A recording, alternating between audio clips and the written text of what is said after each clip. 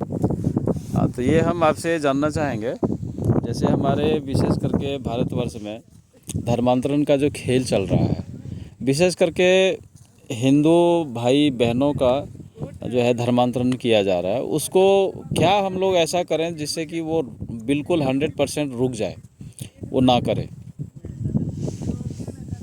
धर्मांतरण को आप बोल सकते हैं कि हिंदू धर्म में जो लोग पैदा हो गए हैं या धर्म में जो लोग पैदा होते हैं, एक व्यक्ति धर्म में पैदा हुआ किसी धर्म में, उसकी मान्यता को बदलना चाहता है। अगर बदलना है तो इसको रोकना जरूरी है। कारण क्या है कि किसी को आप बढ़ाना क्यों चाहते हैं? अगर बढ़ाने की बात अगर हो रही है, कोई भी चीज़ को अगर बढ़ाना चाहते हो तो आप फिर वही जंगली होने जा रहे हो कि जंगल में रहेंगे आप और झुंड में रहेंगे, यही है ना। तो मेरा बड़ा झुंड होगा तो मैं ज़्यादा ताकतवर होऊंगा। तो ये जो ये सोच है, ये पूरी सोच है आपकी जंगली सोच है। आपको झुंड क्यों बनाना है? नहीं, झुंड नहीं, हम मेरा सवाल ये था कि उसको कैसे रोका जाए। रोका जाएगा, झुंड बनाने से रोकना पड़ेगा ना आपको। कानून बना के रोका जा सकता है। आपको कानून बनाना होगा कि ऐसे जो भी धर्मांतरण के विषय में चाहे जो भी हो, आप बदल नहीं सकते। बदलेंगे तो जाएंगे जेल में। सिर्फ कानून बना देने से संभव है? आपको लगता है कि हो जाता है? कानून बनाने से कानून का इम्प्लीमेंटेशन कौन करेगा? लोग ही करेंगे ना। कानून तो बहुत सारे चीज़ बने हुए हैं, लेकिन कौन सा है, किसी भी कानून का पालन कहाँ होता है? फिर भी तो उसी तरह से होते हैं। चोर चोरी करते हैं, उसके अगेंस्ट में कानून बना हुआ है। कानून अगर नहीं बनेगा तो ज़्यादा द्रुत गति से होगा। कानून बन जाएगा, ये कमी होगी। अगर आप कानून चोरी करने का कानून नहीं रहे, हम कमी तो नहीं, मैं बताता हूँ, मैक्सिमम लोग सब चोरी करना शुरू कर देंगे। जो उसके भी जो कमी होगी, दुकान में जाएंगे, उठा के घर चल देंगे लेकर के। नहीं, ऐसा नहीं है। कानून है इसलिए वो डर है। कानून से रुकावट होती है, कानून आपको ऑब्स्टेकल पैदा करता है। कमियां हो सकती है, कमी दूर कीजिए उसको। नहीं, हम सामाजिक रूप से आपसे सवाल कर रहे हैं कि सामाजिक रूप से कैसे क्या किया जाए जिससे कि उसमें बिल्कुल रूप से। तो इसमें समाज को, अगर धर्म रोकने की अगर बात होती है तो समाज का जो मुझे लगता है कि समाज का उपाय एक ही है कि समाज को अपने धर्म को जानना होगा कि हमारा क्या धर्म है। जी, जब तक खुद के धर्म के बारे में जानेंगे नहीं तो बाकी के धर्म के बारे में कैसे बताएंगे? यही चीज़ जानना चाह रहे थे, क्योंकि सबसे मेन गूढ़ रहस्य यही है कि आदमी में क्या है ना, उसको जागरूकता की कमी है। हम क्या कर रहे हैं, आगे क्या उसका होना है, उसका उसे पता ही नहीं है। सही और गलत व्यक्ति का उसके वो चयन नहीं कर पा रहा है कि कौन सही है कौन गलत है। कारण है ना कि आप जब बच्चा से पैदा होते हैं तो धर्म की शिक्षा कब देते हैं बच्चे को?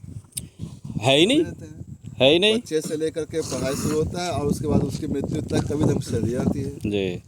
तो धर्म की शिक्षा घर से दी जानी चाहिए।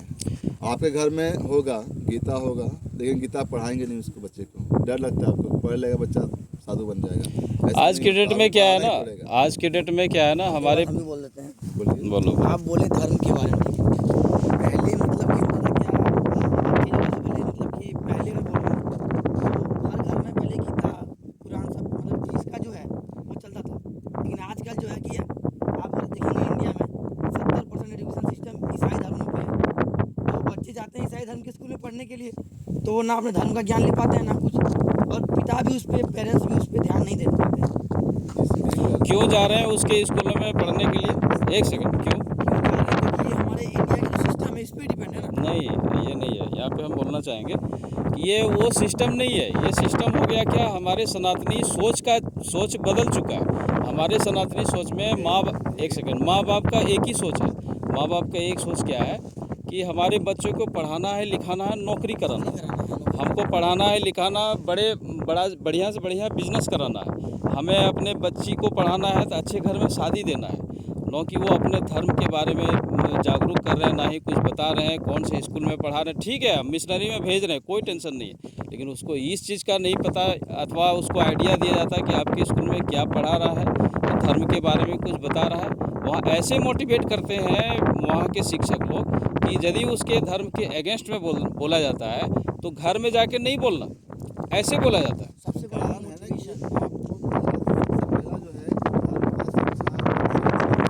वो धर्म तो जरूरी है। और ब्राह्मणों का ये कर्तव्य रहा था हमेशा से, वो धाम की शिक्षा देते थे। आजकल पूजा पाठ के लिए बुलाते हैं, पूजा पाठ लोग कितने का रहा है।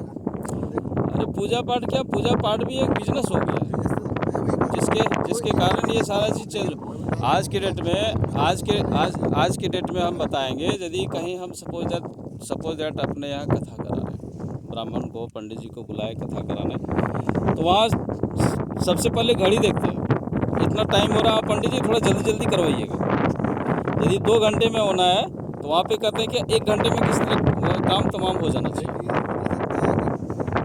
कर्म कांड की ओर लोग जहाँ चले गए हैं, जी। धर्म की शिक्षा नहीं मिल रही। मैं कह रहा हूँ, धर्म की शिक्षा देने की जो जिम्मेदारी है वो ब्राह्मणों की ही है, उन्हीं का काम है धर्म की शिक्षा देना, लेकिन वो धर्म की शिक्षा दे नहीं पाएंगे ना। और ये देखिए, अगर आपको जरूरत है शिक्षा लेने की तो क्या कर सकते हैं। मैं भी एक ब्राह्मण हूँ, अगर अभी कोई काम आ जाए देवघर में पढ़ना है, ठीक है, तो आप अगर बोले ब्राह्मणों को शिक्षा देने की बात हुई, तो अगर उनका जो काम था वो उन काम से विचलित हो चुके हैं, और ये विचलित क्यों हुए? कर्मकांड के कारण। और मैं मानता हूँ, ज़्यादा हो गया। मैं भी खुद एक ब्राह्मण हूँ, मैं मानता हूँ कि ये जो धर्म की शिक्षा है वो ब्राह्मण को देना चाहिए। मैं भी गीता पढ़ता हूँ घर में, लेकिन अगर आप एक तो सोसाइटी नहीं बदल सकते, सबसे बड़ा सोसाइटी, अगर आप आज को आगे बढ़ना पड़ेगा, बस, उसको वही बोलना होगा कि भाई हमें शिक्षा अपने सब बच्चों को दीजिए। बस, अगर मैं दे नहीं पा रहा हूँ तो समाज को बुलाना पड़ेगा जिसके पास शिक्षा है, ब्राह्मण के पास शिक्षा है, मतलब देखिए एक्चुअली क्या धर्म की शिक्षा ब्राह्मण महोदय देते हैं, पंडित जी देते हैं, लेकिन सबसे बड़ी शिक्षा है वो है सामाजिक शिक्षा। सबसे बड़ी शिक्षा है सामाजिक शिक्षा, और वो सामाजिक शिक्षा हमारे घर से चालू होता है। और वो शिक्षा जो देने वाले मात्र 2 ही हैं। सबसे पहला होता है उसकी माँ, और दूसरे होते हैं पिता, माँ और पिता।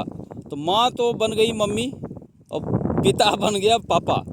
जब से डैडी बन गया तब से सब डैडी खत्म हो गया, और जब से मम्मी बन गया तब से सारा सिस्टम ही खत्म हो गया, है ना। दूसरी बात है, और ये बहुत ही प्रचुर मात्रा से क्या है ना, हर चीज़ का विकास हुआ है। तो उस विकास के दौर में ये मोबाइल का जब से चलन आया है, उस समय से हमारे घर परिवार का जो विकास हुआ ना, विकास तो कम हुआ है, उसके आड़ में विनाश का लहर आ गया है, जिसके चलते ही